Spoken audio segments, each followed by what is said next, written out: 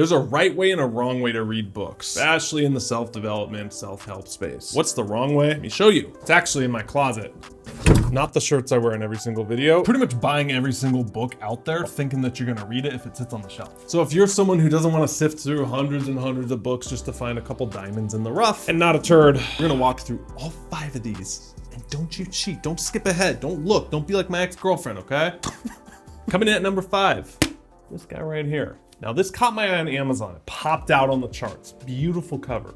But what really sold me on it was I was scrolling through and I went straight to the reviews. One of the top ones was grilling it. It was from this really conservative woman talking about the vulgarities in chapter 1 that was titled Our Masturbation Machines. So of course I bought the book right then and there. Dopamine Nation by Anna Lembecki. Finding Balance in the Age of Indulgence. Why I like this book and would recommend it for you is this is an increasing problem with our increasing distractions. Our attention span is less and less, and there seems to be more temptations than ever. Fascinating note. Dopamine, most people associate with pleasure. You're like, okay, well, if I could eat the chocolate cake, I'll get a dopamine rush. What she says in here that blew my mind is that dopamine is actually strongest in the anticipation of the reward.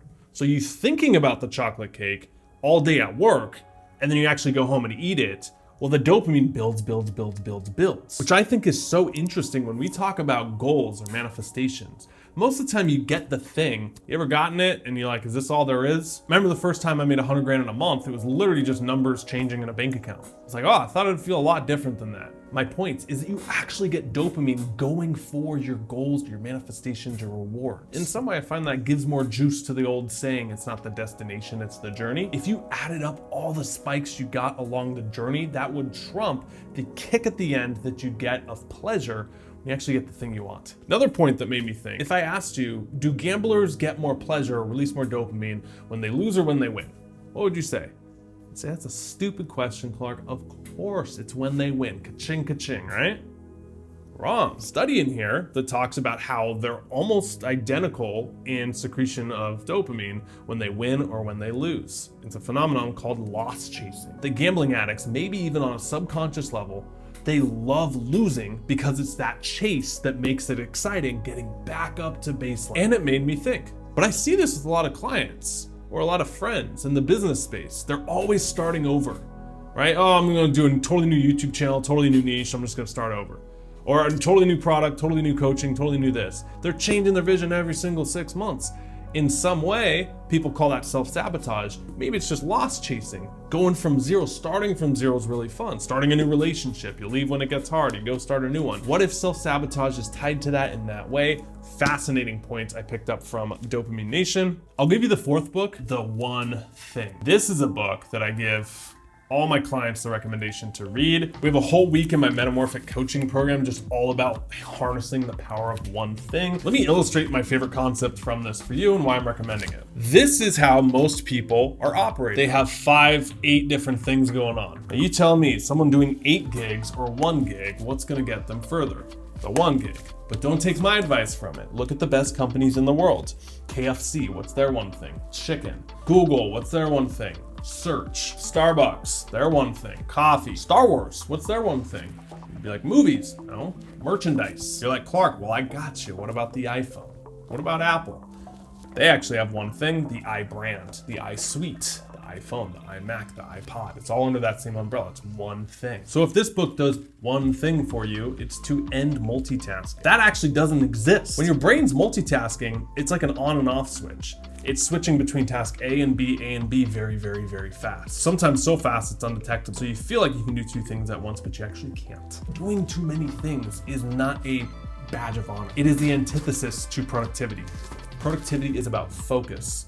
And focus, and you want to write this down, focus is the absence of distractions. When you remove distractions, what you're left with is focus. That's why it's so much better to go after one thing and go all in and 8 different things and spread yourself too thin. 3rd up, we're going old school. The Essential Writings of Ralph Waldo Emerson. Look at that. All of that's essential. You know he was pretty prolific. And no, I didn't just put this on here to show you that I can read above a 5th grade reading level. I believe a lot of his writing was around the 1840s, give or take. We had to read him in like high school. I didn't respect him until I got a bit older.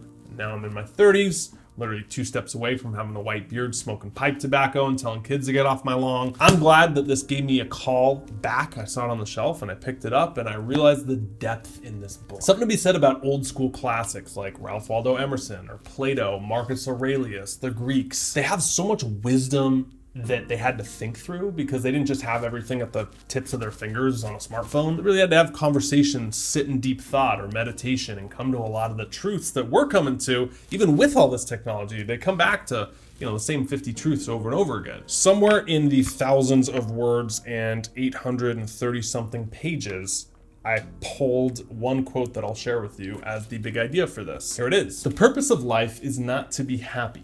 It is to be useful, honorable, to be compassionate, to have it make some difference that you have lived and lived well. I agree when Ralph Waldo Emerson's talking that the purpose of life is not to be happy. That can almost be selfish. It's to be useful because happiness is ever-changing, ambiguous. People who just chase after happiness, you could just go after hedonism. A little bit of Coke, I'm happy. Hedonism, more, bring it on. People chase happiness. Later, Ralph Waldo Emerson talks about enthusiasm. When you look at the etymology of enthusiasm, it comes from Greek. And it literally means to be possessed by God. God within. There's a spirit inside of you. In spirit, inspired. Happiness is not the meaning of life. Being inspired, having enthusiasm, having that zest, that passion, that excitement. That's when you come alive, you do your best work, and guess what? You're not worried about being happy because that's your natural state of being. You're just worried about being useful and sharing with others. And the flip side is also true. When you're not inspired, when you're not enthusiastic, when you don't have that zest for life, what do we call that? Being depressed, being burnt out, being like, this sucks. Speaking of being inspired, our second book on the list, we're talking about your journal, right here. Kept a journal for the better half of the decade. And hands down, I say this in many videos, it's the number one thing I've done to grow as a human being. There's a trap that we can fall into in the space of self-improvement where we just consume. See this, I've seen it myself in the past. I see it in clients that I work with that come work with us. They've let education and bettering themselves become entertainment. They're just on to the next book. They're getting that dopamine hit from one book and then it goes away, and instead of using it, they just go on to the next thing, the next one. So what happens in a journal, you're actually able to apply a lot of this head knowledge and tailor it to you. And we're actually posting the ultimate guide to keeping a journal tutorial. I'll link it down below if you're watching this in about a week after this is posting. It'll be live, and if you're watching this live or the day of within the week, it'll be our next video. We talk about journaling in our Metamorphic coaching program, which is like the boot camp of if you're ready to make this year the best year of your life and really stop settling and start living. You're ready to reinvent yourself or have that transformation, to flip the switch from having the education being entertainment to actually using it, getting on your own team and creating a 2.0 version of you. Click down below, there's a short video. We explain our coaching program a little more. It's actually an opportunity for you to apply, see if it's even something that you want to be a part of, if it's a fit. You can talk to someone from our team. They can answer any questions and really see if it's a good fit for you. Don't wait, the spots do fill up, and there's no better time literally than right now to reinvent yourself and create that 2.0 version of you. The number one book I would recommend that you read this year, and this was my favorite one. We actually have a book summary on it. I'll link down below. The Untethered Soul. The Journey Beyond Yourself. The biggest idea from this book is that, you have 60,000 thoughts a day. A lot of them are negative, they're not positive. So there's automatic negative thoughts going off in your brain every single day. And most people, they have what Michael Singer calls this inner roommate. So this inner roommate is following you around day to day saying, hey, you're not good enough. You can't do that. They're laughing at you. They're gonna reject you. Everyone hates you. If you had that roommate following you around your house all day or your apartment, what would you do? You would move the heck out. You would be like, you are not welcome here. Get out of my space, dude. What is wrong with that person? You wouldn't tolerate it for a second. So many of us have that inner roommate up here in those 60,000 thoughts. You're actually not that voice. But that voice inside your head is not you. It's not that 2.0 version. It's not that highest version of you. Michael Singer says that the fact that you can even notice your thoughts means that you are not them. Not personalizing everything, becoming the observer, that's what this book's about. And more importantly, getting on your own team and your own side for this year, next year, and beyond. Hey, do you like this video? Obviously, if you're here now watching at the very end, it means you got something from it. So if you want 5 additional books, click here. That's our last year's video on the 5 books that you can add and make it an even 10 to your list.